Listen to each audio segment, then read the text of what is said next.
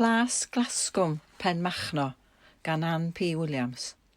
Os buwch chi ym Benmachno erioed, yn ymweld â thu mawr Wybyrnant, neu'n astudio'r cerrig hynafol sydd yn eglwys Sant Idglyd, neu'n beicio ar y traciau beicio enwog sydd yn yr ardal, neu'n mynd heibio i gwm Benmachno, a thros mewndir y Mignint ble mae'r ffordd yn mynd â chi am Bala neu Stiniog, mae'n byd debyg na fi chi sylwi ar y cwm sydd yn arwain i fyny o'r pentref, sef Cwm Glasgwm.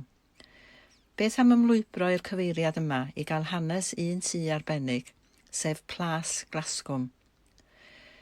Mae yma dŷ hynafol hanesyddol o'r enw tŷ mawr Wybyrnant wrth gwrs, a adeiladwyd tua 8 mlynedd cyn Plas Glasgwm, a hefyd nifer o dau hynafol eraill sydd yn cael eu rhestru yn y llyfr Darganfod Tai Hanesyddol Eryri gan Richard Sugget a Margaret Dunn, dan adain Comisiwn Brenhinol a Henebion Cymru. Mae'r llyfr yn disgrifio prosiect dendro cronoleg oedd yn galluogi'r defnyddwyr ddyddio tai hynafol drwy ddyddio blwyddgylchau yn y distiau a'r coedydd yn yr adeiladwaith, a hyn yn gywir o fewn blwyddyn i ddyddiad cyneuafu'r coed. Wedi cyrraedd Plas Glasgwm, cefai sgwrs gyda'r perchnogion a chael cyfle i holi ychydig am y tŷ a'i hanes. Rhedeg cwmni gweithgareddau awyr agored oedd Pete, a Tam yn ddylunydd mewnol, ond mae amser y ddau erbyn hyn yn mynd i redeg ffarm Plas Glasgwm a'r adeiladau sy'n cyd-fynd fel llety gwyliau a chyrchfan hyfryd i gyfarfod a chynnal gweithgareddau cymdeithasol. Adeiladwyd Plas Glasgwm fel ffarm ystad gan Dr John Gwyn, un o deulu'r winiaid o Wydyr, yn 1573, ac mae'r tŷ ynghyd â'r adeiladau amaethyddol a'r tir o gwmpas wedi cael ei hadnewyddu yn ofalus gan y perchnogion dros y 10 mlynedd ar hugain diwethaf, gan roi enghraifft berffaith o sut yr oedd fferm a'i hadeiladau yn yr 11 ar 15. Mae coed adeiladu derw yn y tŷ wedi ei dyddio i 1570, ac mae nifer fawr o enghreifftiau nodweddiadol o adeiladwaith yr adeg honno, fel y distiau derw, y popdy bara, lloriau llechen, lloriau derw a nodweddion gwreiddiol y drysau a'r ffenestri i'w gweld ble bynnag yr edrychwch. Mae Plas Glasgwm wedi cael nifer o berchnogion dros y canrifoedd gan gynnwys yn fwy diweddar yr Arglwydd Mostyn, yr Arglwydd Penrhyn a'r Ymddiriedolaeth Genedlaethol. Pob un yn gosod y ffarm a'r tiroedd i denantiaid. Gadawodd y tenantiaid olaf yn y 1960au ac wedyn bu'n dŷ haf ar adegau cyn ei adael y wag am nifer o flynyddoedd. Yn 1991 daeth y perchnogion presennol i Plas Glasgwm gan syrthio mewn cariad gyda'r lle, gweithaf y gwaith anhygol oedd o'i blaenau i ddod â'r lle yn ôl i'w gyflwr gwreiddiol.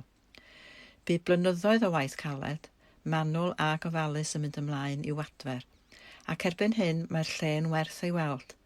Mae'r adeiladau amaethyddol oedd gyda'r Plas wedi ei hadnewyddu ac yn fythynod gwyliau chwaethus ac unigryw gydag enwau croesawus. Roedd llety yn ysgubor i ddefaid a gwartheg ar un adeg, llety bach yn shed wartheg ar un adeg, ac mae lle moethus i gysgu yn un o'r 3 cwt mochyn hyd yn oed. Mae'r sgubor isaf wedi cael bywyd newydd fel siop goffi, lle mae paned a chacen ar gael i bobl yr ardal ac ymwelwyr, cerddwyr a beicwyr, mewn lolfa braf gyfforddus. Mae Plas Glasgwm yn cynnal gweithgareddau o bob math erbyn hyn. Cofiwn am noson fydd gofiadwy yno gyda Jacob Elwy i godi arian i Eisteddfod Llanrwst. Te prynhawn i henoed y cylch, priodasau niferus, partion pen-blwydd, swper i ferched o Wawr, penwythnosau encil ac yn y blaen.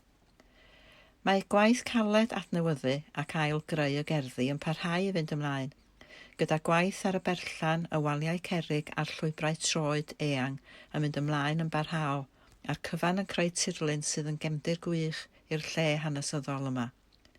Mae un ychwanegiad diddorol i'r ardd hefyd. Mae maen cenfar wedi ei gosod sydd yn edrych ar olygfa hyfryd i lawr Cwm Glasgwm am Benmachno. Rhan o gynllun Big Bench Community Project ydy hon, ac wedi ei chreu gan grefftwr lleol ar gyfer yr ardd yn Plas Glasgwm. Ym Mhrydain ar hyn o bryd, dim ond 2 fainc o'r fath sydd mewn bodolaeth dan y cynllun hwn. Mae hon yng Nghwm Glasgwm ac mae un arall yn yr Alban, fod nifer yn Ewrop gyda'r rhan fwyaf yn yr Eidal. Mae'r meinciau mawr yn cael eu gosod ar dir sydd ag olygfa a sydd yn hawdd i'r cyhoedd fedru eu cyrraedd, fel y bo unrhyw un sydd dymuno allu mwynhau'r olygfa a'r profiad unigryw o eistedd neu geisio eistedd ar y fainc. Manylion cyswllt Plas Glasgwm, Benmachno, Betws y Coed, L24 OPI. Rhif ffôn dim 1690 760 181.